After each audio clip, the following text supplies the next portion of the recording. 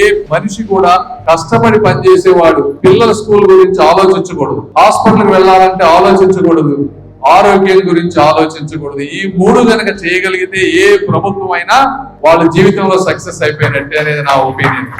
ఇవి కూడా ఈరోజు మనం చూస్తా ఉంటే గవర్నమెంట్ స్కూల్స్ కి వెళ్తే ప్రభుత్వాలు వేల రూపాయలు ఖర్చు పెడుతున్నాయి, అక్కడేమో క్వాలిటీ ఎడ్యుకేషన్ దొరకట్లేదు. మళ్ళీ ప్రైవేట్ స్కూల్స్ కు పంపించాల్సి వస్తుంది. ప్రైవేట్ స్కూల్స్ కు పంపిస్తే బస్సు దగ్గర నుంచి అన్ని విపరీతమైన ఖర్చు. స్కూల్ కనుక correct quality education free school చేయగలిగితే విపరీతమైన భారం తగ్గిపోతుంది ప్రతి మధ్య తరగతి వ్యక్తి.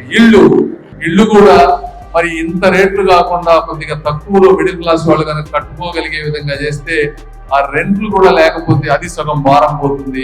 మూడోది హెల్త్ ఇన్సూరెన్స్. ఈ హెల్త్ ఇన్సూరెన్స్ కూడా చక్కగా అంటే ఒక్కొక్క నియోజకవర్గాన్ని ఒక లార్జ్ యూనివర్సిటీ హాస్పిటల్స్ అన్ని సబ్ స్పెషాలిటీస్ ఉండే విధంగా పెద్ద పట్టణాల్లో పెట్టాల్సిన అవసరం ఉంది. అవి పెట్టి కాస్ట్ కనుక తగ్గించగలిగితే, ఈ మూడోది కనుక సాల్వ్ చేయగలిగితే మిగిలిన ఏ వ్యక్తి అయినా కూడా సామాన్య జీవితంలో ప్రశాంతంగా బతకగలుగుతారు. అలాంటి విజన్ ఉండి అలాంటి వ్యక్తులు చేయగలిగేటువంటి దానికి నేను ముందుండి ప్రభుత్వాలకు కానీ, చంద్రబాబు నాయుడు గారికి కానీ, కేంద్ర ప్రభుత్వాల్లో కానీ ఈ ఇష్యూస్ మీదే నేను నిరంతరం ఫైట్ చేయబోతా ఉన్నాను. వచ్చే 10 సంవత్సరాల్లో తప్పకుండా ఈ గుంటూరు చుట్టుపక్కల ప్రాంతంలో వాటిలో ఎంతో కొంత మీరు మార్పు చూస్తారు రాబోయే రోజుల్లో.